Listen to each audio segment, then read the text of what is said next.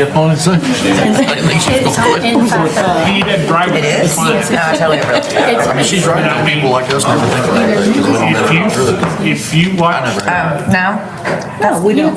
Radio Opry, those, you'll see at least where they find it. $5,000. I was up there with I never one, saw it. It's was in the up there letter. that I was just amazed at. Did you write us a letter or something? 1 minute. Well, this, yeah, it's G, but she never said she wanted it on the 5:30 or anything. Yes, sir. Are you here for public comment? But it's on the agenda. But that's, oh, no, sorry, I was looking at, okay, never mind. Okay. Yes, you're correct. Yes, ma'am. And we are on YouTube Live tonight, guys. Okay, thank So behave. you. Thank you, that makes sense. It's too quiet in here. Mr. Bowman, how are you, sir? Yes.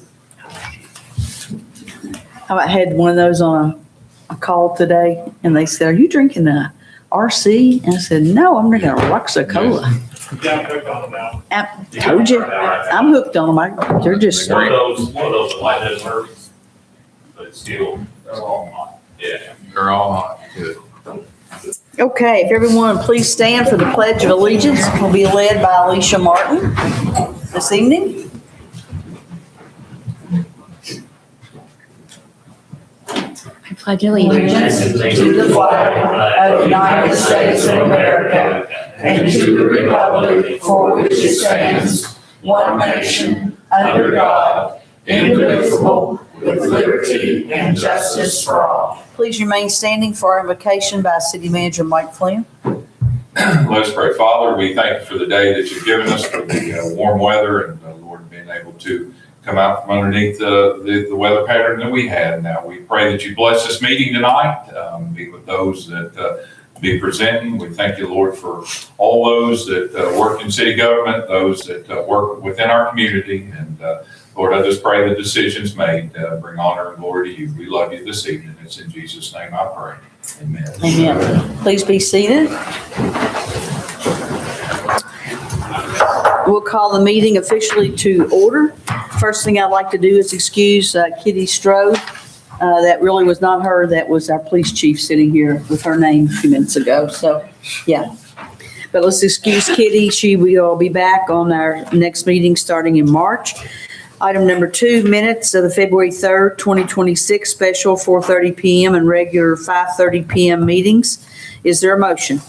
So moved. Motion by Commissioner Cox. Is there a second? Second? Second by Commissioner Toole. The reason I hesitated a minute, I got that down now. All in favor? Any opposed by like sign? Motion carries. We're going to move now to a comment from a really nice public person. Who that would be, well, look, he's already standing up. And that would be our school superintendent, Dustin Howard. It'll be embarrassing when I have to go and sit back down. Yeah, I say, Dustin, it wasn't you. Back up. No, I appreciate it, and if you'll just give me just a few minutes. And Kelly, don't forget Ms. Kelly. Smith will be joining me. Oh, absolutely. We really want to take a minute, kind of give the city commission kind of the state of the Clark County Public School System. This is something we've done a couple years ago. And really want to get in front of you and talk about kind of our vision, some gains we've made, just give you a little information. We have prepared some packets for you. Good news, I'm not going over the whole packet. All right, so everybody can breathe deep. We're going to try to keep this to about 5 to 10 minutes. But there's a lot of good information. Every department we have, there's a snapshot in there, so it gives you kind of, did you know? It's really good. It's for public officials to kind of know where money's going, how we're spending it. All of that is in these documents, along with some kind of overview highlights, which Ms. Fitton will kind of cover here in a little bit, to give proof to the pudding, right? Results. But first, let me kind of talk just overall vision. Our vision in the Clark County Public School System is truly to connect the district and the community as one to grow greatness in all of our students.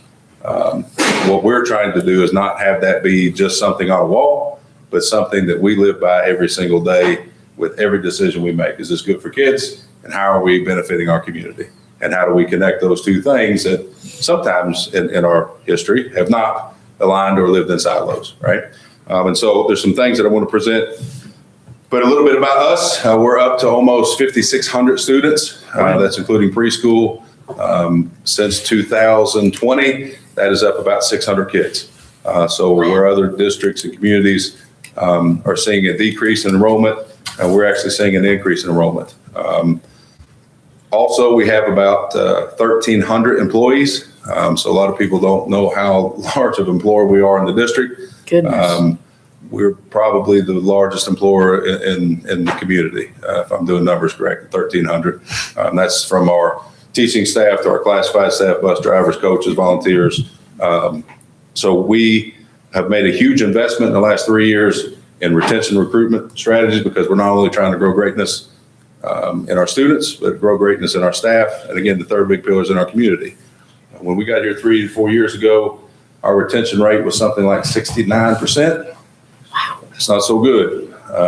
Last year, we had moved it almost to 89.8, almost 90% of our folks are staying with us. And after allocation meetings the last 2 weeks, we'll be well over 90% retention. That is huge. Which is phenomenal. So we don't have to keep starting over. We're not competitive with districts, every district rounds we're competitive with, including the one just down 64 from us, which I believe we're doing some things they can only dream about, if I'm being quite honest.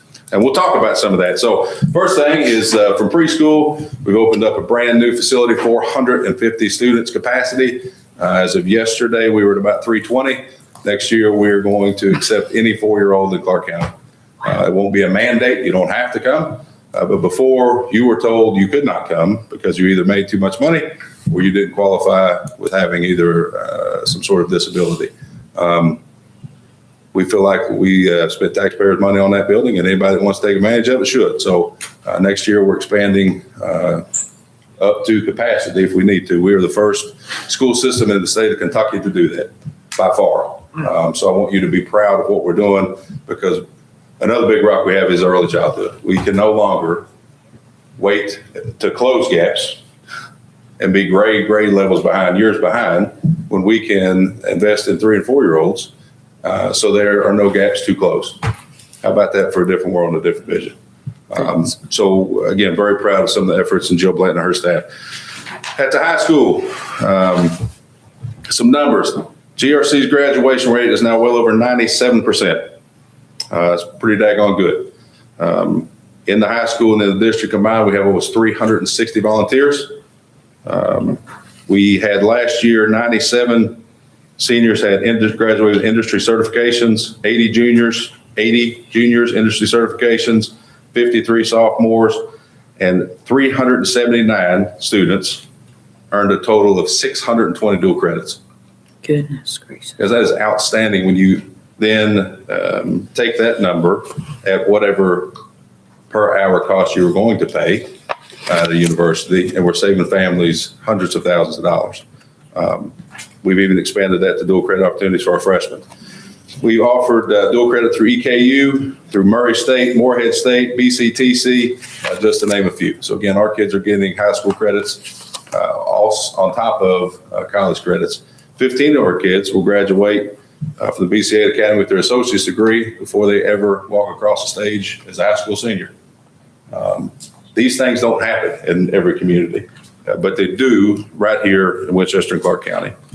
I'm not going to go through all the pathways or GSP, or GSA, those governor scholars, but our kids are the best and brightest in the state of Kentucky. We can now have numbers to prove that. Again, I'm going to transition this over to Ms. Fitton, but a couple things. Did you know, it's not trivia time, did you know that Clark County Public Schools maintains almost 1.1 million square feet of indoor building space? And we mow almost 300 acres of outdoor green space. That's every couple of weeks. I mean, we are a small town within the town of Winchester. Talk about the winter storm. We were one of the first districts to be able to go back. It's because of things that we did here in the city, but it's also things because of our maintenance guys. Our lots were cleared before anyone else. If you drive by Winchester, Clark County, school was cleared first. And I'm super proud of their efforts with that. I'm gonna do one more. Did you know? No, maybe not. I'm taking up too much time. I could talk forever because I'm passionate about Clark County. But again, some of these investments, I'm going to have Mrs. Fitton kind of talk about highlights of where we're at with some results. You okay there? You do great. I had to shut it down. I'm ready to go preach. He could go on and on, which is a great thing. He does wonderful talking about all the greatness that we've got in Clark County. I'm super proud to talk about a few of those today. Hopefully a few months ago, you saw some of our banners in all of our schools as we celebrated our assessments that we took across the state last year. Those results are always delayed, so we take those assessments in May, usually get those back October. This year it was November, but we saw gains across the board. It was remarkable. Reading, math, all subject areas, all grade levels, we are seeing district-wide gains, and those are due to a lot of the processes that we have in place. We are providing training for our teachers, investing in professional learning. We are coaching, and all of that in turn is helping our students. So we are seeing all of that hard work paying off that we're putting into that professional learning. So we're super excited across the district about the gains that we're continuing to see. In addition to a lot of the expansions that Mr. Howard stated with preschool, we're also expanding in other areas, such as extending the school day for a lot of our students.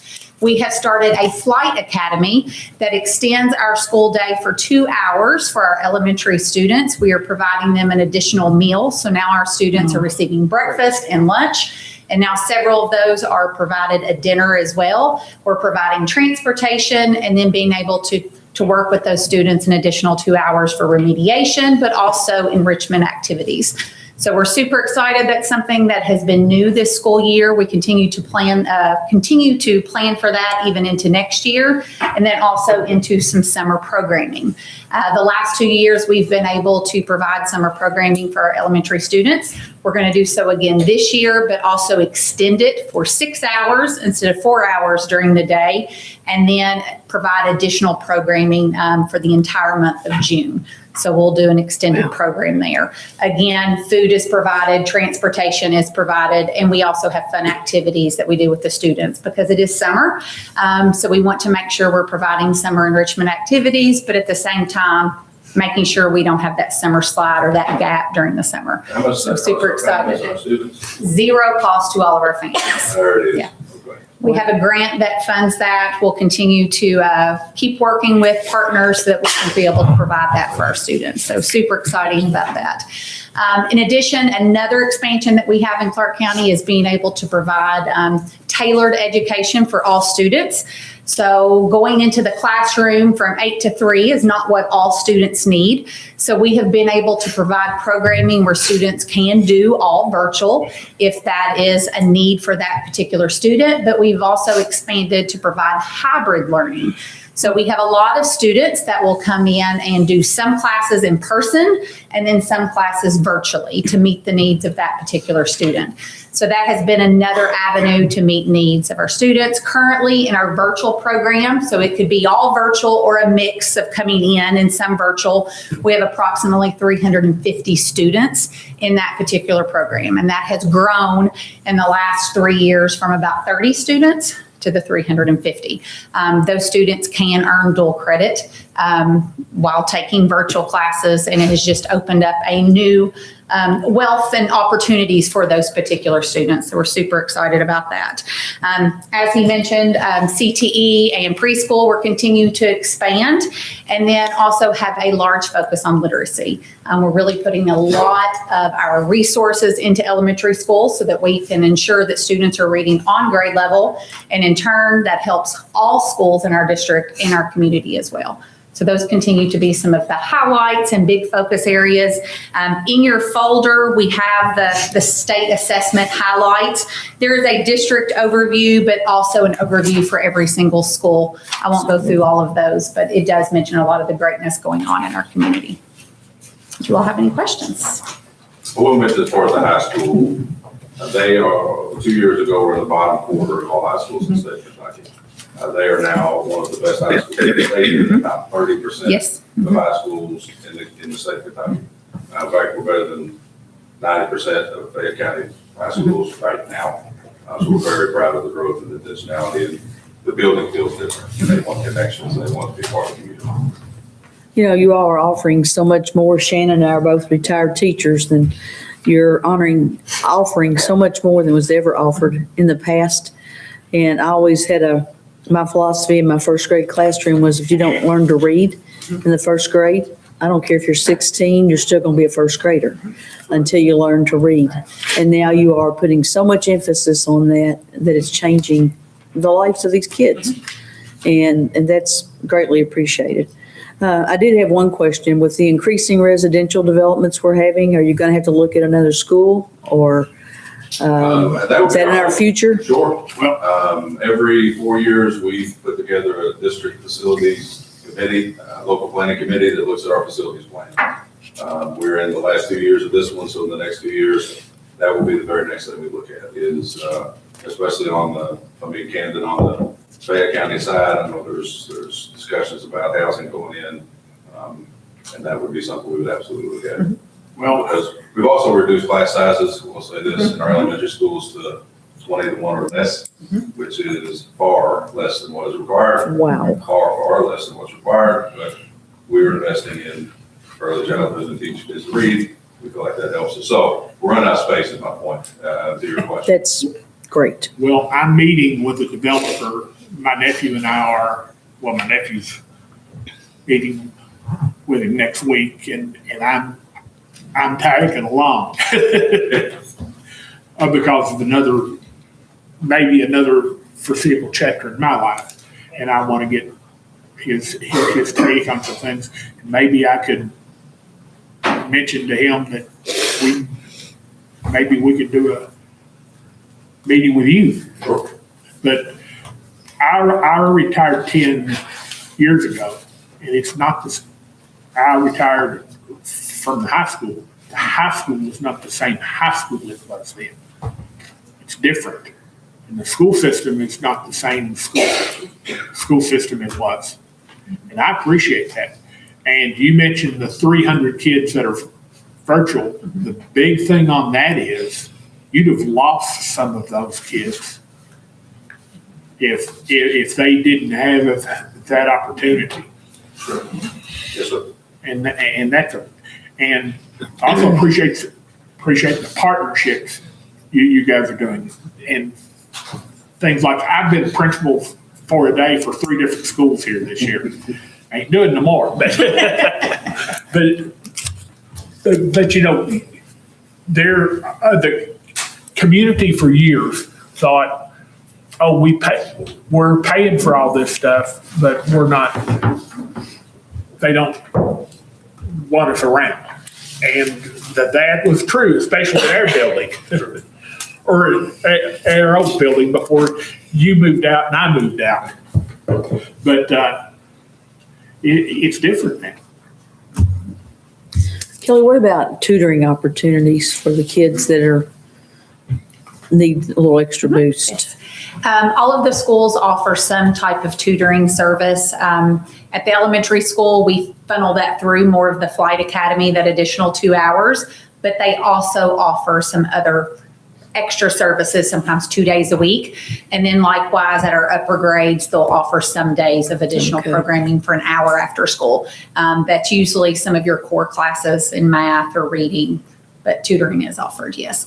With those types, it's usually not, transportation isn't provided, but we do so with the large scale district-wide initiatives. Gotcha. I had a question. Just kind of a picking your brain thought. I know at the state level, there's discussion of a different type of snow day, like a catastrophic weather day. Do you have any thoughts on that? And then even more so, and this is more just picking brains, no discussion. You know, I come from Maryland where you graduate mid-June and go back after Labor Day. Do you ever see there being a discussion? Is that a county? Is that a state level? Just thoughts on that. Our district calendar, as far as when we go to school and beyond, is a local board decision.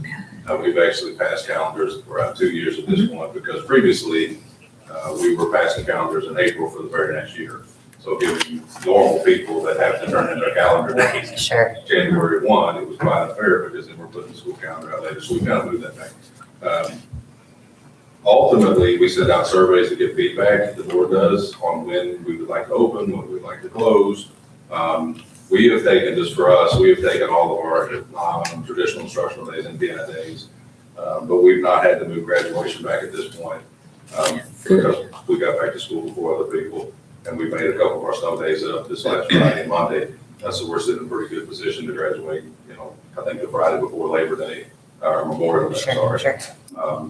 But again, once we have those conversations, it would be year to year on if they want to move that upper bank. As far as emergency days, they're talking about some legislation that the Commissioner of Education could approve, like emergency days if people go over a certain number. But right now, the only thing I have are either a traditional snow day or those MTS. Would they, and I thought it was interesting when the superintendent in Lexington came out speaking about that $200,000 number per day thing. Would that be impactful in that kind of way? I mean, a major kudos with how you did everything through the winter storm, because it was clear to see you knew what you were doing. Well, we tried, and we're in a different spot. And so we were in a different spot pre all of the weather, and we're in a different spot post all the weather, without getting into that and stuff. But for us, I'll simply say we don't lose that kind of money on the MTS day. Understood. In fact, because we're so good at working with our families and our students, getting those packets turned in and done, our attendance for those days are actually higher. Okay, Which great. means we get more funding for those days, and we're not running buses. Right, We save right. on diesel, we save on personnel, and so whatever food service costs, it's a different fund for us. Okay, We weren't in the hole again. fantastic. Yeah. So again, luckily I've been here 4 years, and we've got some things lined out. I think we're Yeah, moving in it's the right good. direction. But it allows our families to not have to push those days back necessarily, and then get into family vacations when the Sure. calendar's been set. Absolutely. I'd be very willing to look at, when we come, when we go. Down there.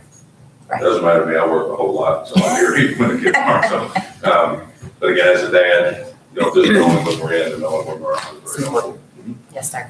Thank you. Great question. Got something I want to ask you again in a minute, but I want to preface it with saying we had something really neat happen this week. A lady who had a house fire. Our guys put it out, and the lady came in with a $500 Kroger card, thanking the fire department for saving her home. And as you know, the fire department cannot accept monetary donations, and they all went to Kroger's and spent the $500 to provide food for spring break week. That's fantastic. So that's coming. I think that's huge, Chief, what you all did. So would one of you all address the spring break drive, food drive? It's been a great partnership that we've had with the police department, and even going back to Chief Hall and Steve Charles has been a big part of it. Which makes me feel very old since I coached him when he was in high school. I was still working, but it's just, again, it feeds right into our vision when I talk about connecting the school and communities. One, we're doing that. It's not just a slogan, and it's helping kids and it's helping families. And to your point about being out of school, when we're out, some kids don't get to eat, which is why we feed kids all summer long also with our summer feeding program. We give 7-day packets, give almost 10,000 meals out a week over the summer. So this allows us to do that when we're a little bit limited on spring break. They've stepped in, are a great partner, contact their office, and they can donate food even now. We get a lot of our kids to help pack it up last year, to help deliver it. So again, we're also teaching our kids what it means to be servants and servant leaders, selfless. Realize in a day and time of me, and I on social media, sometimes it ain't about you, right? And this program allows us to help teach them those lessons. There's nothing more difficult as an early elementary teacher to have a child come up to you at lunch and say, can I get an extra milk, or can I get a cookie to take home so my brother will have something to eat?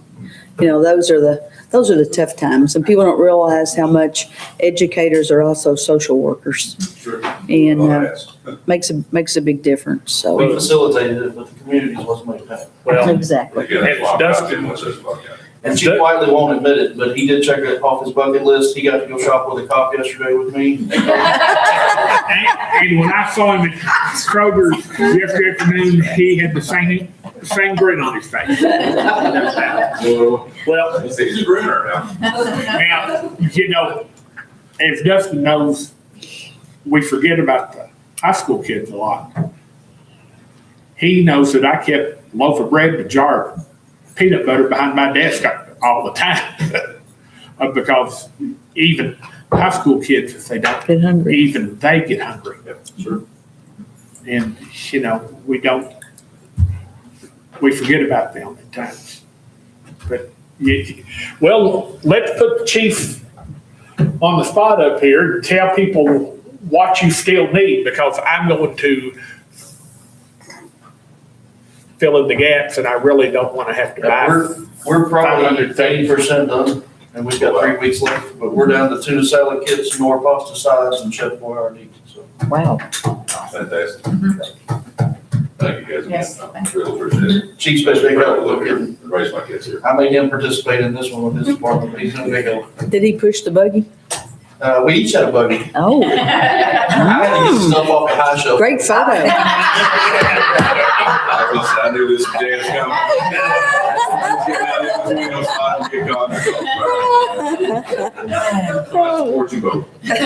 That was good. It was good.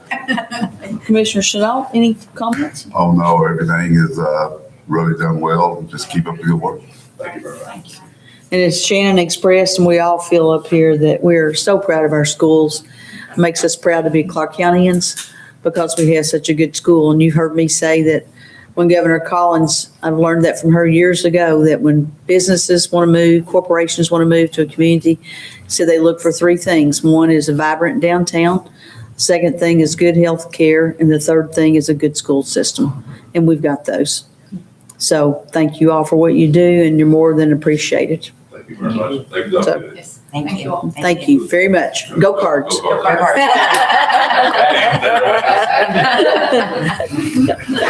You need to get us all T-shirts, Dustin, that say "Go Cards" across the front of them. We can wear them. We can all wear them to City Commission one night. I've got 5 or 6 of them. Ah. Okay, back on the agenda for departmental agency reports A through G. Is there a motion? So moved. Motion by Commissioner Cox. Is there a second? Second. Second by Commissioner Chenault. Any discussion? All in favor, aye. Aye. Any opposed by like sign? Motion carries.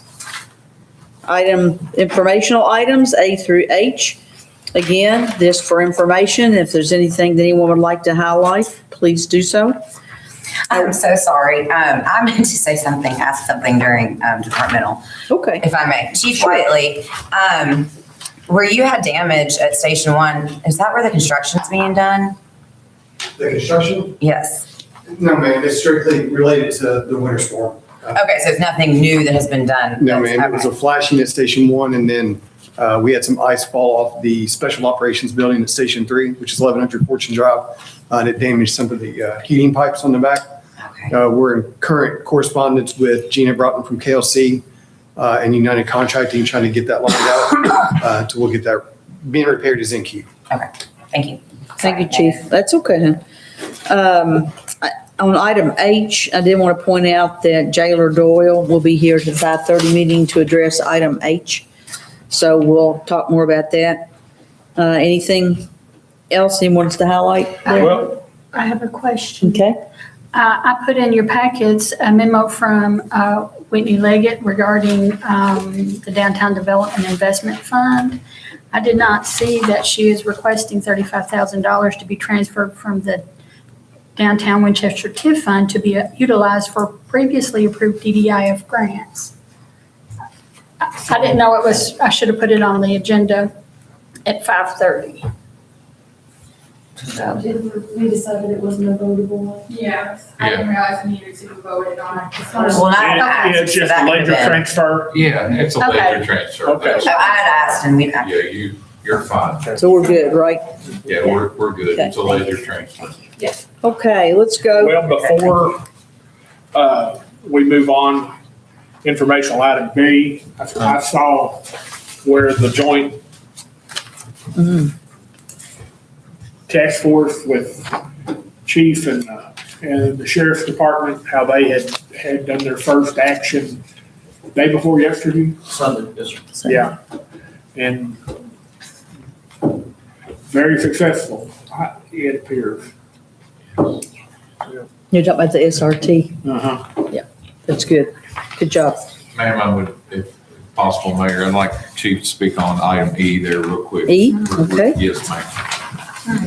Before I do, thank you, Mr. Flynn. I want to clarify some of the things you said, Mayor. They were almost 100% factual. The guys and I didn't go to Kroger's, but the chief and I did. I did get to participate and shop at the COP program for the first time, and I was very honored. Also, Kroger's Corporation donated an additional $75. So Chief and I bought them out of everything that they had on the list that we could get with that money, and then ordered the remaining balance of that card to get tuna salad kits. So it was cool, very thankful. I wanted to speak on the Kentucky Ambulance Supplemental Payment Program. That program is an initiative through House Bill 152. It's a supplemental payments through the Centers of Medicare and Medicaid Services for nonprofit ground ambulance agencies. What's just as important, the fact that we were able to get this happening for us, which begins in August of this year, and we will get monetary monies once a quarter, every quarter after that, which is obviously beneficial with the cost of everything, especially with emergency medical services. But I want to recognize some staff, Ms. Mayab and the finance director, Jacob Robinson, the assistant chief of VMS, and his staff. Just a tip of the iceberg of some of the information that it required the staff to get to the agency to submit for this was provide actual or budgeted department expenditures for a full physical year, provide the total number of EMS responses along with combined total of all agency responses, EMS plus fire, provide the total number of billable transports for the fiscal year, provide the total number of Medicaid managed care transports and the total Medicaid managed care payments received for the same fiscal year, provide the total annual expenses and revenue for the APAP program using the most recent fiscal year data. So just those alone, you can see what an enormous task this was on staff. And I think it's important that we understand and recognize the work that's behind the wall sometimes, or the curtain, how the sausage has been made that we're all benefiting from. So I just felt it important to recognize just a few of them so that you know what your employees are really, really doing on behalf of the city. Thank you, Chief. Also, like, are you included in your packet the House bills? And are you in support of all three of these, 106, 447, and 500? Yes, ma'am. Okay. So we need to communicate that. You probably already have with Senator Elkins and. Yes. Okay, great. Thank you. Okay, anything else before we move on? Okay, let's do comments from mayor, commissioner, city manager, and city attorney. We'll start with Commissioner Chenault. I'm good, man. You good? Yes, ma'am. Okay, Commissioner Cox. Well, I bragged on the school system enough, so, it's just, I wanted to brag on everyone and the response after the storm. That was just, we were up and running here in Winchester 2 weeks before certain places elections were. And I just find it amazing that they spend all the money they spend over there and they can't get streets plowed,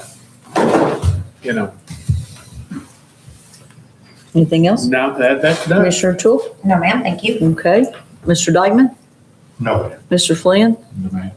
Okay. Commissioner Strode's up there on the screen. Kitty? Kitty? Unmute. Would you have any comments? I can barely hear and I can't see anything. Open your eyes. Do you have any comments for this evening? She can't hear you because you're not Not speaking now. into the mic. Do you have any comments for this evening?